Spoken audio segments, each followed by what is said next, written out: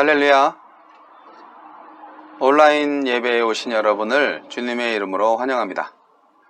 이 시간 다 함께 마음을 다해서 찬송 올려드림으로 예배 시작합니다.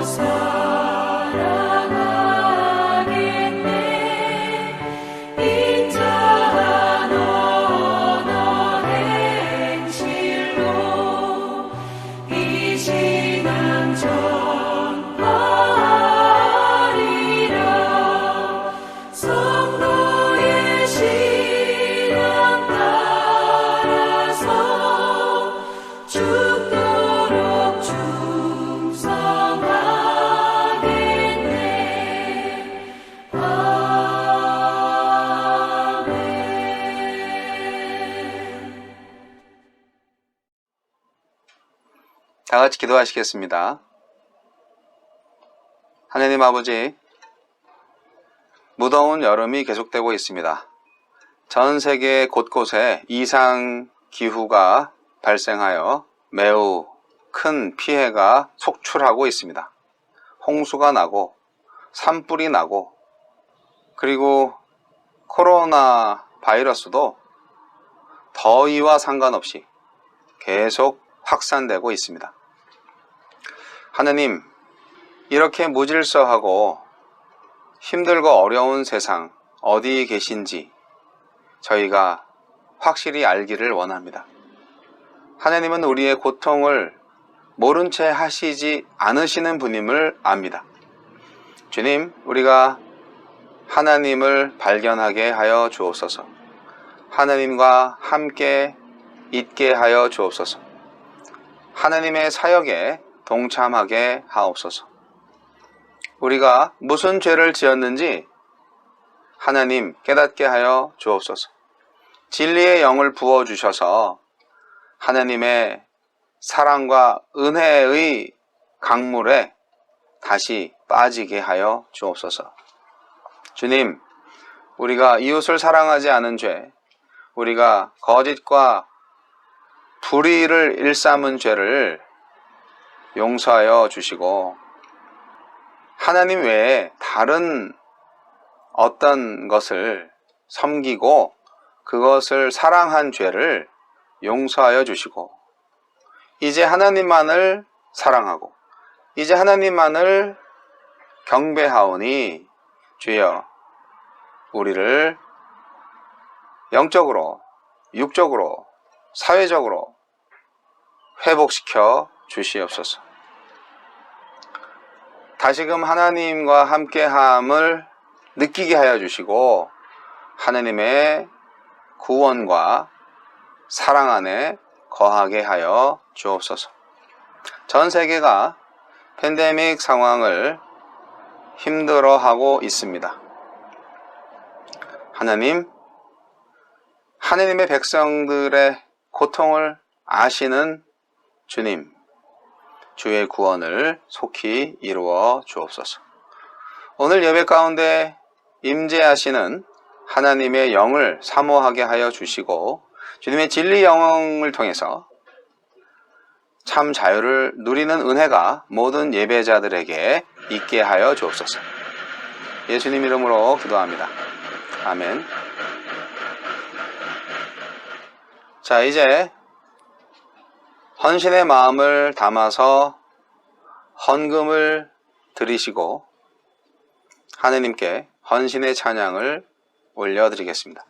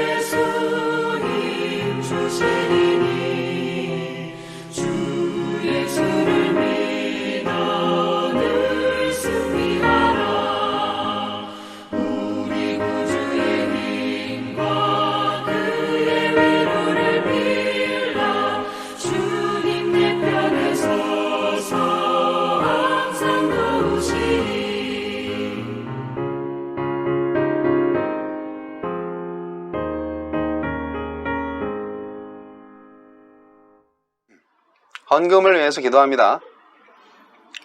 하나님 아버지, 우리가 헌금을 통해서 주님을 예배합니다. 우리의 믿음과 우리의 정성을 그 헌금에 담아서 교회에 바칩니다.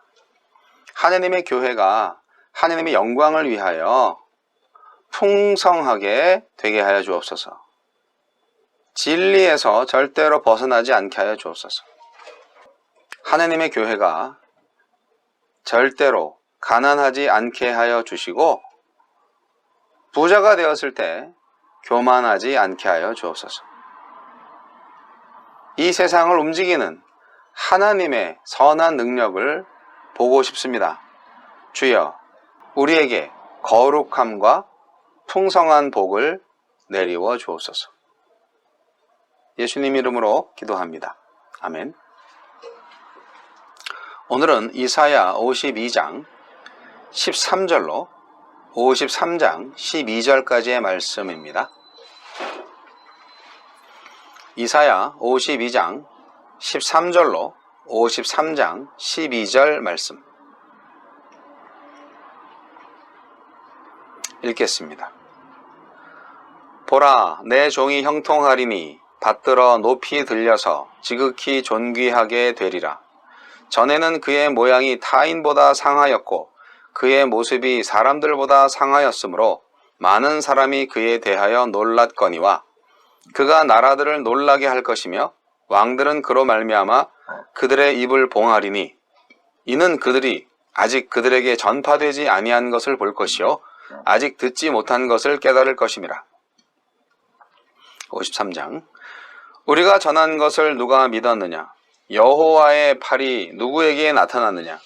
그는 주 앞에서 자라나기를 연한 순 같고 마른 땅에서 나온 뿌리 같아서 고운 모양도 없고 풍채도 없은즉 우리가 보기에 흠모할 만한 아름다운 것이 없도다.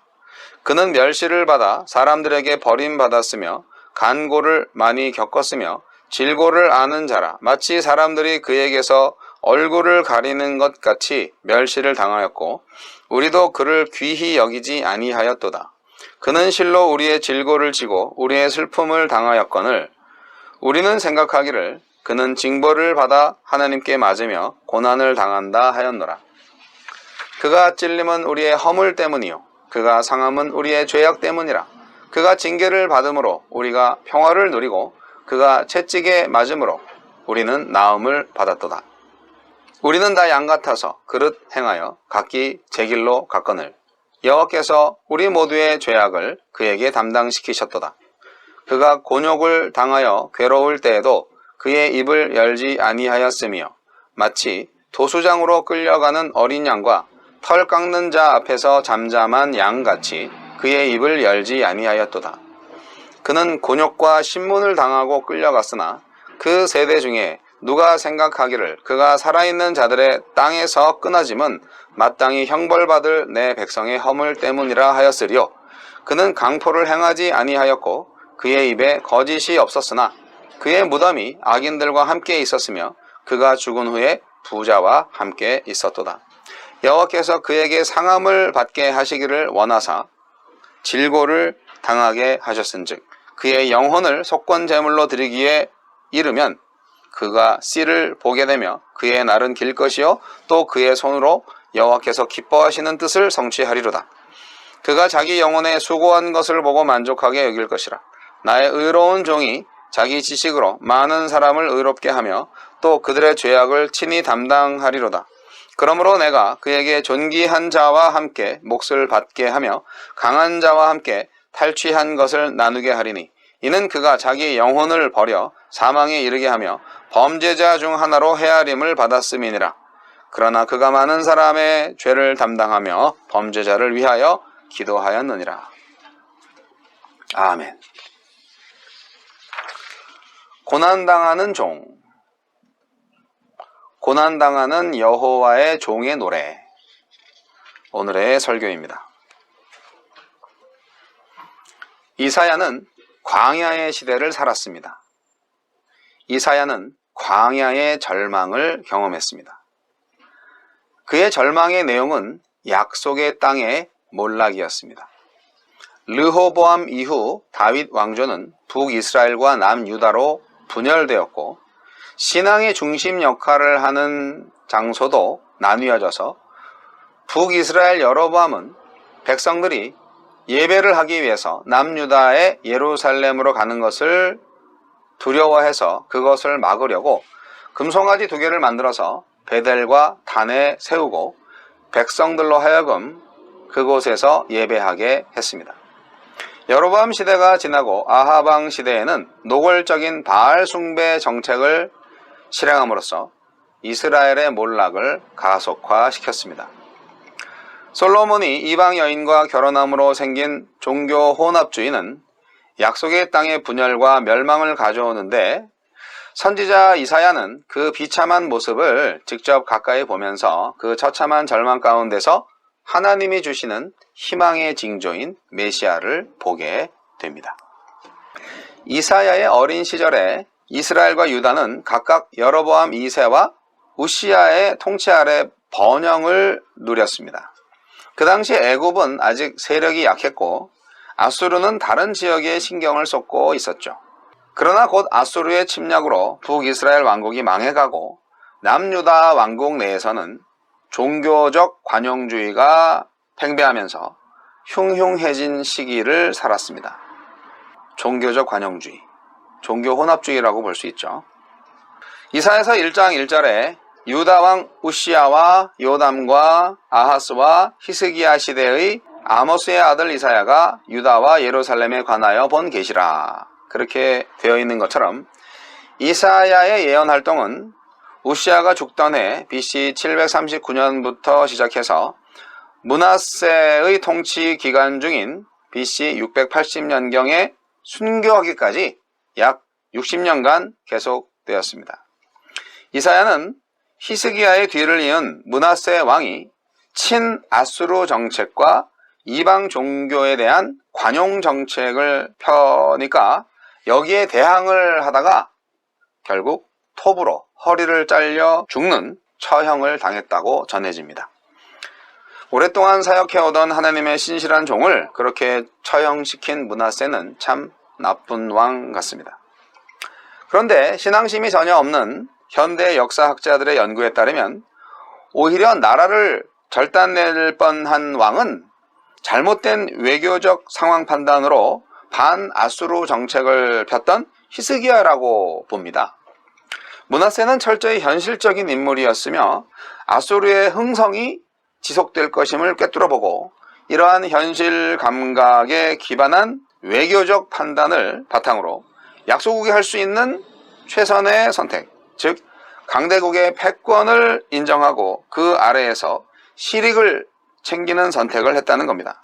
그리하여 히스기야 시대의 전란으로 황폐해진 나라를 복구하고 오랜 평화를 가져다 주었다고 봅니다. 그러나 성경과 하나님의 관점은 그것과 매우 다르다는 것을 우리는 알고 있습니다. 이사야는 기울어져가는 유다 왕국의 장래를 바라보면서 유다 왕국의 각성과 회개를 촉구하는 메시지를 선포했습니다. 그는 우상 숭배로 기울어져가는 유다 백성들의 영적 타락과 정치, 경제, 사회 문제에 이르기까지 광범위하게 예언하면서 유다 왕국의 환란이 닥치는 근본 이유는 죄악으로 인해서 하나님과 정상적인 관계가 깨져버린 것 때문이다 라고 역설했습니다. 이사야는 유다 백성이 참된 번영과 축복을 누리려면 선민으로서 거룩성을 회복하고 주변 강대국의 정치적, 경제적, 군사적 도움이 아니라 오직 하나님만 의지해야 한다고 끝까지 부르짖었습니다. 구약에서 이사야 선지자처럼 메시아이신 예수님의 탄생과 고난에 대해서 자세히 언급한 선지자는 없습니다. 오늘 본문 말씀은 이사야서에서 가장 유명한 부분 중에 하나인 그리스도의 고난과 부활을 보여주는 53장이 포함되어 있죠. 오늘 본문은 이사야 40장부터 55장에 이르는 내용 중에서 가장 아름답게 표현된 고난당하는 종의 노래입니다. 너무나 디테일하게 예수님의 순환을 묘사하고 있는 예언의 노래입니다. 구약 성서는 많은 부분에서 메시아에 대한 예언을 하고 있고 그것은 신약 성서에서 100% 다 성취가 되었습니다. 오늘 본문 중에 있는 내용들도 예수님을 통하여서 그 예언과 성취가 일치되고 있다는 것을 알게 해주는 성경 말씀이 다수 포함되어 있습니다. 간단히 살펴보면요, 이사야 52장 14절에서 그분의 용모가 상할 것이다 라고 했는데 이것은 마태복음 26장 67절 또 27장 29절 30절에서 성취되었습니다. 그리고 동일한 구절에서 또 시편 22편 17절에서 사람들이 놀랄 것이다 했는데 누가복음 23장 35절에서 성취되었고요. 또 이사야 53장 7절에서 그분은 자신을 고소하는 자들 앞에서 입을 열지 않으실 것이다 했는데, 이것은 마태복음 27장 12절로 14절과 베드로전서 2장 23절에 언급됩니다. 또 이사야 53장 5절에서 그분은 상처를 입고 상하실 것이다 했는데, 이것은 마태복음 27장 26절 29절에서 성취되었습니다. 또 이사야 53장 12절에서 그분은 강도들과 함께 십자가에 처형될 것이다 했는데, 마가복음 15장 27절 28절에 보면 강도가 나옵니다. 또 동일한 구절에서 그분은 자신을 박해하는 자들을 위해서 기도할 것이다 했는데요, 누가복음 23장 34절에서 예수님은 저들은 자기의 죄를 알지 못하니이다, 저들을 용서해 주소서, 그렇게 기도하셨습니다. 또 이사야서 53장 9절에서 그분은 부자의 무덤에 장사될 것이라 했는데, 마태복음 27장 57절로 60절에 보면 아리마대 부자 요셉을 통하여서 성취된 것을 볼 수 있습니다. 또한 이사야서 53장 12절과 시편 40편 6절로 8절에서 그분은 자원하여 죽으실 것이다 했는데, 요한복음 10장 11절 17절 18절, 갈라디아서 2장 20절에서 그것을 증거합니다. 마지막으로 이사야 53장 4절로 6절 그리고 12절, 또 다니엘서 9장 2절에서 그분의 죽음은 대속적인 것이 될 것이다 했고, 이것은 마태복음 20장 28절, 고린도전서 15장 3절, 베드로전서 2장 24절, 요한계시록 1장 5절 6절이 그것을 증거하고 있습니다.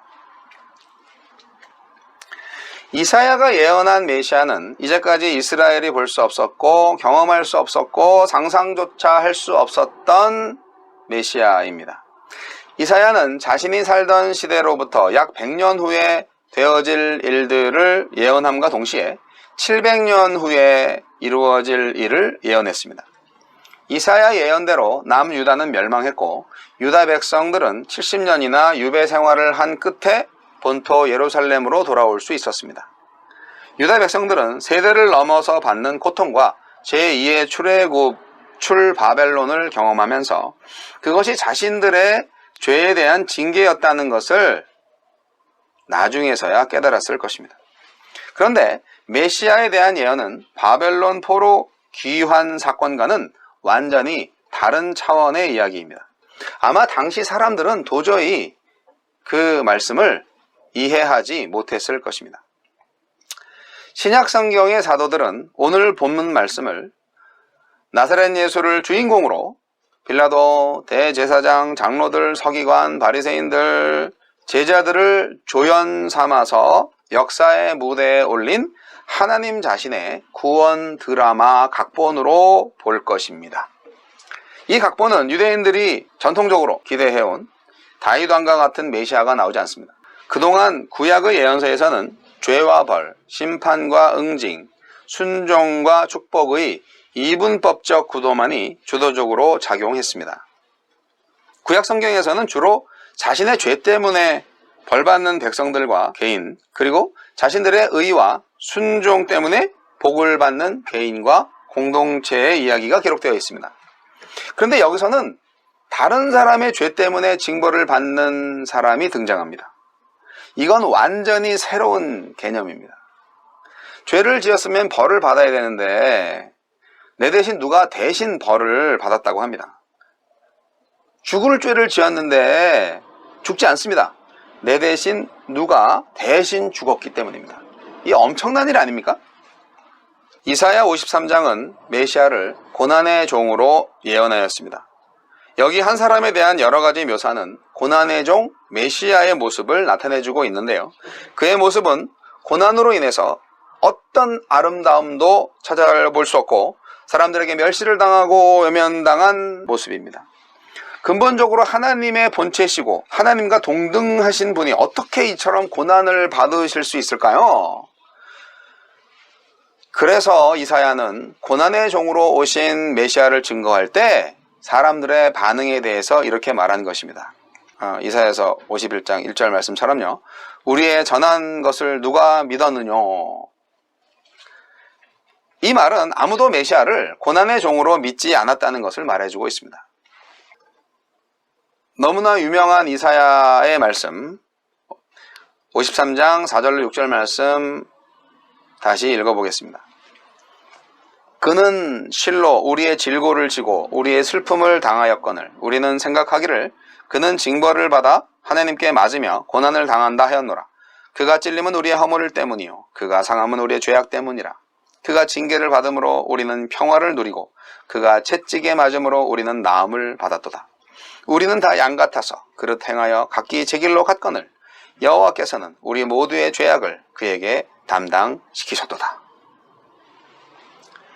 이 본문은 어째서 메시아께서 이처럼 고난을 받으셔야 했는가 라는 우리의 의문에 대해서 정확하게 대답해주고 있습니다.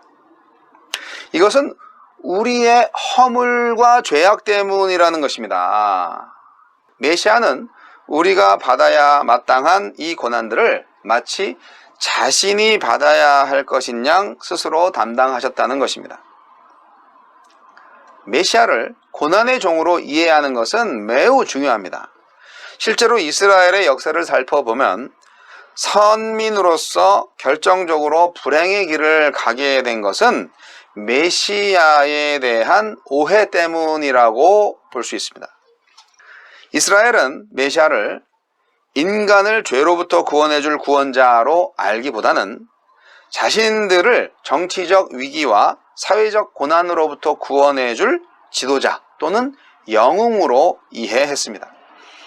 이런 메시아에 대한 오해는 그들이 역사 가운데 직면하는 고난의 현실에 따라 메시아에 대한 이해도 다르게 만듭니다. 주변의 강국들로부터 침략을 받아서 고통을 당하고 있을 때 이스라엘이 바라고 있던 메시아는 뛰어난 군사적 지도자였습니다. 그리고 그들이 로마의 식민지로 있을 때에는 로마의 식민지로부터 자기들을 해방시켜줄 정치적 메시아였습니다. 실제로 우리는 주님의 제자들에게서도 메시아에 대해서 오해하고 있었던 모습을 발견합니다. 부활하신 후에 주님께서 제자들에게 성령의 임함을 말했죠. 그때 제자들이 주님한테 주께서 이스라엘 나라를 회복하심이 이때이니까? 라고 사도행전 1장 6절에서 물었죠. 여기 제자들이 주님께 물은 이 말은 아직도 그들이 기다리고 있는 메시아가 로마의 식민지로부터 구원해줄 정치적 메시아였음을 말해줍니다. 이처럼 모든 시대 이스라엘이 바라고 있었던 메시아는 세상의 모든 권세를 제압할 수 있는 강한 힘을 가진 메시아, 그리고 모든 속박으로부터 자유하게 해줄 수 있는 정치적인 메시아였습니다. 이런 잘못된 메시아에 대한 이해는 이스라엘로 하여금 고난의 종으로 오신 메시아를 절대로 받아들일 수 없게 했습니다. 이스라엘의 이와 같은 메시아에 대한 오해는 결국 그들을 구원하시기 위해서 세상에 오신 메시아를 거절하게 했고 또한 그를 십자가에 못 박아버리는 결과를 초래했습니다. 만일 그들이 메시아를 영광의 왕으로 뿐만 아니라 고난의 종으로 이해를 했다면 자신들을 구하시기 위해서 오신 메시아를 그렇게 십자가에 못 박아버리지는 않았을 것입니다. 이처럼 메시아에 대한 그릇된 이해는 하느님의 백성에게 회복할 수 없는 파괴적인 결과를 가져다 줍니다. 이런 의미에서 구약에서 메시아를 고난의 종으로 예언한 이사야서 53장은 대단히 중요한 것입니다. 이 모든 것은 바로 하나님의 계획이었고 하나님의 구원의 역사입니다. 사랑하는 성도 여러분, 여러분은 예수 그리스도를 정말 고난의 종으로 이해하고 계십니까? 예수 그리스도의 고난과 죽음은 현재의 우리를 잊게 했습니다. 우리는 그분의 십자가의 원리를 우리의 삶에 적용할 수 있습니다. 그분의 삶은 십자가에서 우리의 죄를 대속한 헌신의 삶이며 범죄자들을 위해서 기도하신 삶이고 우리의 질고를 친히 지신 삶이었습니다. 오늘날 많은 사람들이 자기 권리만을 주장합니다. 자꾸 다른 사람들을 지배하려고 합니다. 그리스도께서는 억울하게 고난을 당하셨지만 끝까지 침묵을 지키셨습니다. 우리의 질고를 지시고 우리의 죄악을 담당하신 예수님처럼 교회는 십자가의 자리, 고난의 자리, 낮은 자의 자리, 자기 부정과 죽음의 자리에 서기를 좋아해야 합니다. 불의한 세상에서 의롭게 살기 위해서 고난을 받는 것이 진정한 그리스도의 영광의 길입니다. 이제 우리도 고난당하는 종으로 살아야 하겠습니다. 기도하십시다. 고마우신 하나님, 이사야의 예언의 말씀을 하나도 빠짐없이 그대로 성취하신 신실하신 하나님을 바라봅니다. 하나님이 하시고자 했을 때 결코 이루지 못할 일은 없습니다. 주여, 우리를 회복하실 때가 이때이니까 교회는 무엇을 해야 할지 알려주세요. 주님의 말씀에 순종하여 불의한 세상에서 고난받고 죽음의 자리에서도 하나님을 순종하여 하나님의 영광을 차지하는 교회가 되게 하여 주소서. 지금은 우리 주 예수 그리스도의 은혜와 하나님 아버지의 극진하신 사랑과 성령님의 감화감동 교통 역사하심이 인류를 구원하시기 위해서 십자가의 죽음을 담담히 받아들이신 고난의 종 예수 그리스도를 따르는 삶을 살기로 새롭게 결단하는 모든 하나님의 백성들, 주의 종들 머리 위에 이제부터 영원까지 함께 하시기를 우리 구주 예수 그리스도 이름으로 간절히 축원하옵나이다. 아멘.